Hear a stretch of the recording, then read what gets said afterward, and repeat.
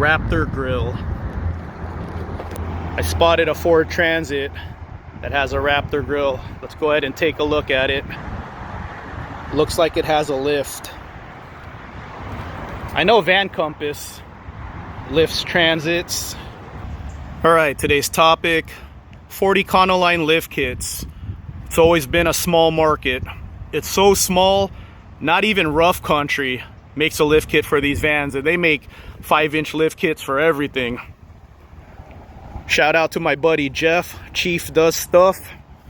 He picked up a Ford Econoline high top van 2014 a couple months ago, and he just ordered an Action Van Suspension Ultimate lift. He's going to install it himself. I believe he paid just under $3,700 for it. Shipping to Texas was $385. His prediction is this market is going to get even smaller. So let's take a look at the 4th gen. Let's look at the logistics of it. 4th gen first came out in 1992, all the way up to 2014. It was a long run. They actually still make the front of these vans for RVs and work trucks, box trucks, but in terms of getting an actual van, 2014 is the end of the line. So the newest these vans are is 11 years old now. So they're getting old, and nice examples, that supply is going to keep dwindling as the years go by. Oldest these vans are 92. How old is that? 1992, 30 plus years old. So here's the question. So my buddy, he just paid just under $3,700 shipped for the Ultimate kit. The base Action Van kit runs at, I believe it's $2,200 now if you want to install it yourself. So low end $2,200. I believe to get the base kit installed at Action Van's around $4 grand, $5 for the Ultimate kit. Well-Tech, they charge upwards of $7 for install. So $2 to $7 grand. Are people going to spend $2,000 to $7,000 to get their van lifted? Now we're getting to that point where these vans are getting so old that a lift kit, if you want to do an off-road build, a lift kit might cost half of the van or as much as a van if you go with $7 grand.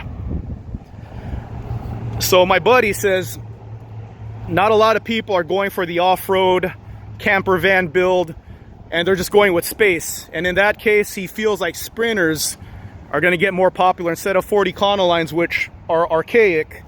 People are going to go with Sprinters now. And then the competition is also Transits, Promasters, and this van right here. That's actually the competition still, but that's more in line with being up against the Econoline.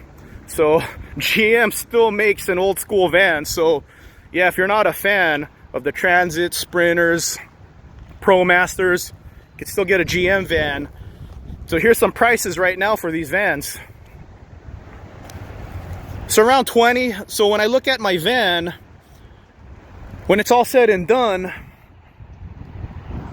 if I do get a high top roof for my van, I'm at like 25 grand for my van with lift kit, rear locker, high top roof. So it's getting expensive. So I'm looking at it, okay, maybe people want to spend 20 grand on a van.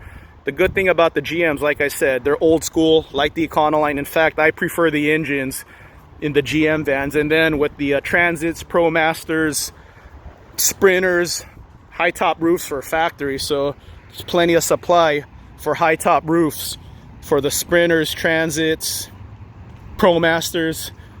But yeah, I really like the GM motors more than the Ford motors. The 6.0 is the motor you want to get if you get a GM van. And then if you have the budget to go brand new, the GM vans have the 6.6 liter motors now, modern horsepower. Those have like 400 horsepower plus 400 foot-pounds of torque. My van's a V10. This engine was introduced in 97 and it never got updated. 2-valve V10. It never got the 3-valve, so this engine stayed at 305 horsepower, 420 foot-pounds of torque.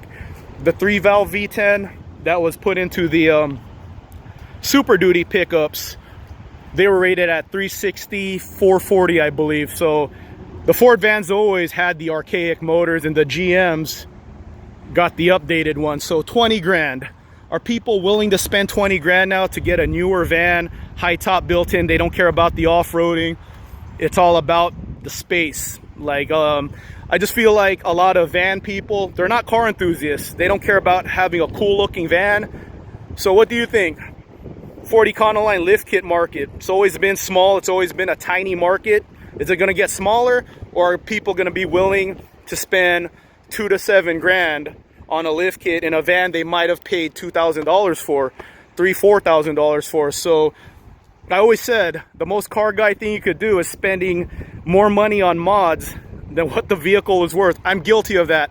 My last van cost me $1,900. In 2012, an Action Van suspension lift kit was only $2,800 installed. You know, it's different times now from 2012, but I spent $2,800 installed on an Action Van suspension lift kit on a $1,900 van. We have a Transit, or we have some Promasters here. Let's drive by it. I see this business. It's not closed right now. The gates aren't closed, so, you know, for video purposes. Here we go, Promaster. I'm not familiar with the reliability of Mercedes Sprinters. I know they cost a lot to service when something goes wrong. They're diesels. So these Promasters, they have the 3.6 Pentastar motor. That motor, what's the word? Ubiquitous. I hope I said it right, but it's in everything. It's in base model. It's in base model Challengers, Chargers, Caravans. So that's a pretty big vehicle to have the 3.6 V6, but the power rating's pretty decent. Like 280 horsepower in the vans, maybe 300. Torque rating's a little low, like 260. But yeah, what other channel films Promasters and I get all excited about specs? Not too sure about the EcoBoost. I know the Transits have the EcoBoost. Let me know in the comments, are the Transit EcoBoost any good? Like I said, my V10 engine debuted in 97, 6.8 liter, 305 horsepower, 420 foot-pounds of torque. And those 3.5 EcoBoost twin turbo V6s, they got the same horsepower as my V10. But the difference is this V10 is making all that power within all that displacement. 6.8 liters, this engine isn't working hard.